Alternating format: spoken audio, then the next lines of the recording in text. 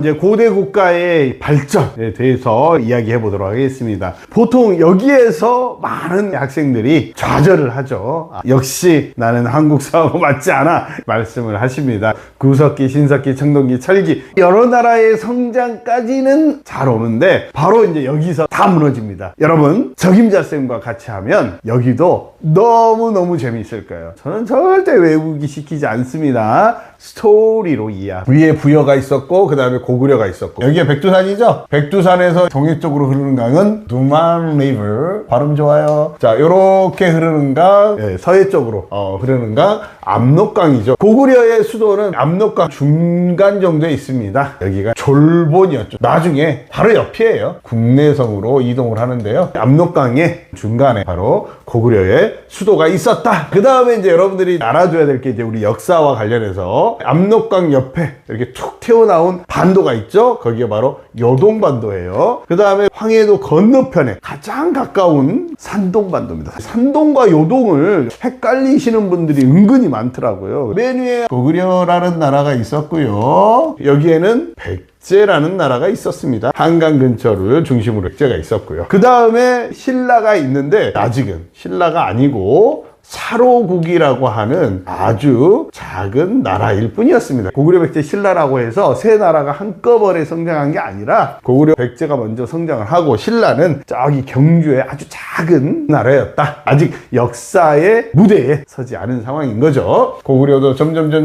확장을 해 갑니다. 그러면서 이제 기틀을 마련합니다. 그러니까 아직 고구려나 백제가 만날 일이 없어요. 고구려는 압록강에 있고 백제는 한강 쪽에 있고 신라는 뭐 사로국이라고 해서 아직 신라도 아니에요. 그러니까 만날 일이 없어요. 셋이 싸울 일이 없다는 거예요. 그냥 각자 알아서 잘하는 각자 동생의 시기였다. 고구려 먼저 기틀을 다진 왕이 있습니다. 기틀을 다진 왕 2명 정도 기억하셔야 됩니다. 한 명은 고국 천왕입니다. 하나는 부자상속이에요. 우리 지난 시간에 배웠잖아요. 부자상속하면 왕公강하래요. 아버지와 아들 관계는 뭐예요? 하늘에서 내려준다. 고국 천왕입니다. 고국 원왕과 고국 천왕 헷갈려요. 그래서 천자 잡으셔서 하늘에서 내려준 관계가 바로 부자상속이다. 그 다음에 또 하나가 있습니다. 진대법입니다. 진대법. 뭐죠? 봄에 백성들에게 곡식을 나눠주고 가을에 곡식을 다시 거둬들이는 춘대추납이라고 합니다. 그런 진대법을 합니다. 나라의 재상이었던 을파소가 제안해서 진대법을 시행한다. 고국천왕. 조금 어려운 시험 문제는 하나 더 나옵니다. 부족적 오부가 행정적 오부로 바뀌었다. 지난 시간에 배웠습니다. 왕권이 강해지면서 부족장이 다스리던 지역이 어떻게 바뀐다고요? 부족이 해체가 되고 왕이 다스리는 하나의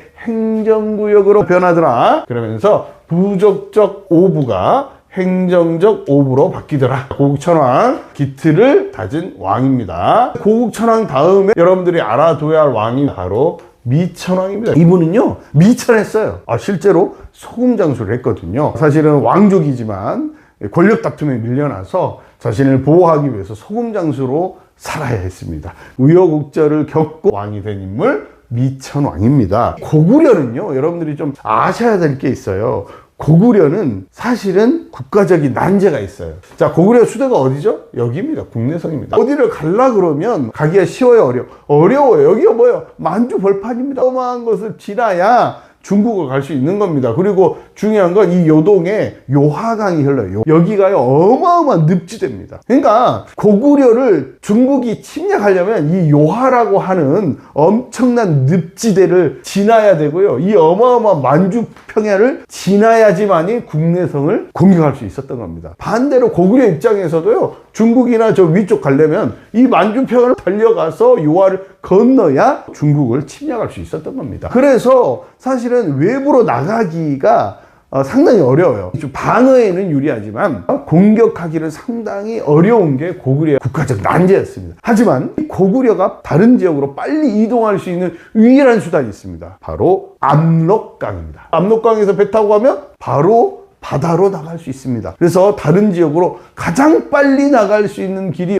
바로 압록강을 통해서입니다. 그래서 압록강 입구를 확보하는 게 상당히 고구려 입장에서는 중요했습니다. 하지만 안타깝게도 이 지역을 누가 장악하고 있었냐? 중국이 장악하고 있었다. 중국 입장에서는 여기를 틀어쥐고 있어야 고구려가 함부로 나올 수 없겠죠. 고구려의 어떤 문을 막아버리는 겁니다. 이 지역 이름이 뭐냐? 바로 안평이라고 하는 지역입니다. 이성계가 했던 위화도 해군이 있었던 지역이 여기고요. 단둥, 신의주, 바로 이 지역이 서안평이다. 그래서 사실은 고구려 입장에서는 고구려의 관문인 압록강 입구, 즉 서안평을 확보하는 게 엄청나게 중요했어요. 그래서 몇 번이나 여기를 차지하려고 노력했지만 안타깝게도 실패합니다. 그러다가 바로 이 미천왕 때 서안평을 드디어 중국이 혼란한 틈을 타서 차지할 수 있었습니다. 11년. 너무너무 중요한 겁니다. 드디어 고구려가 요동이든 산둥이든 황해도든 바로바로 갈 수 있는 그런 주요한 거점을 확보한 겁니다. 너무너무 기쁘지 않았겠어요? 그 다음에 바로 이 가까운 데가 바로 평양입니다. 여기. 그래서 이 평양 요 지역을 확보하면 너무너무 좋겠다. 요동이나 산동은 좀 멀잖아. 근데 여기는 좀 가깝거든요. 근데 여기가 중국과 긴밀하게 연결되어 있는 곳이었어요. 서안평을 차지했던 것처럼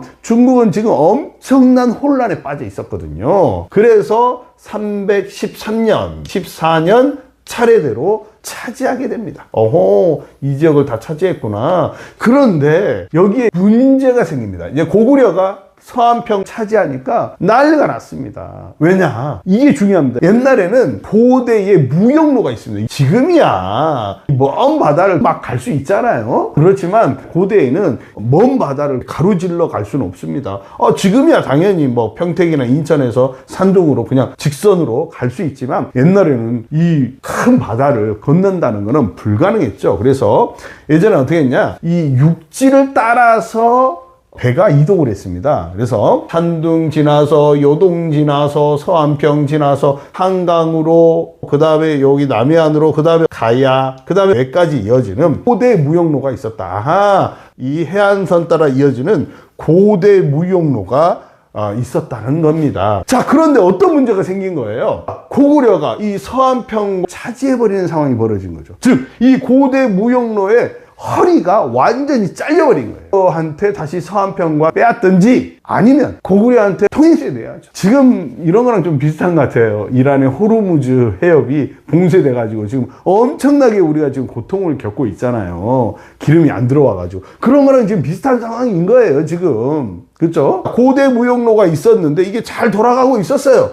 근데 갑자기 어디 가요? 중간이 확 끊어지는, 딱 끊어져 버리는 상황이 됩니다. 누구에 의해서? 고구려에 의해서. 지금 중국은 산둥, 요동 여기는 별 상관이 없어요. 왜? 중국은 지금 혼란한 상황이야. 그걸 생각할 겨를이 없는 거예요. 그런데 자, 고구려 말고 다른 나라들은 이제 난리가 난 거죠. 어떤 나라가 난리가 났을까요? 백제와 가야와 왜? 이 세 나라가 중간에 고대 무역로가 이제 잘리게 되면서 위기에 처한 거예요. 우리하고 똑같은 거예요. 갑자기 기름이 끊겨버리는 상황이 벌어진 거예요. 그래서 이 백제 가야외가 연합을 하게 됩니다. 당연히 그 우두머리는 어디가 되겠죠? 백제가 되겠죠. 그래서 백제 가야외 연합군과 고구려가 이 고대 무역로를 두고 전쟁을 하게 됩니다. 그래서 전선이 어디에 이루어지느냐? 남평양이라고 하죠. 요 근처쯤에 고구려와 백제가 국력을 총집결해서 맞짱을 뜰 준비를 하고 있었던 거죠.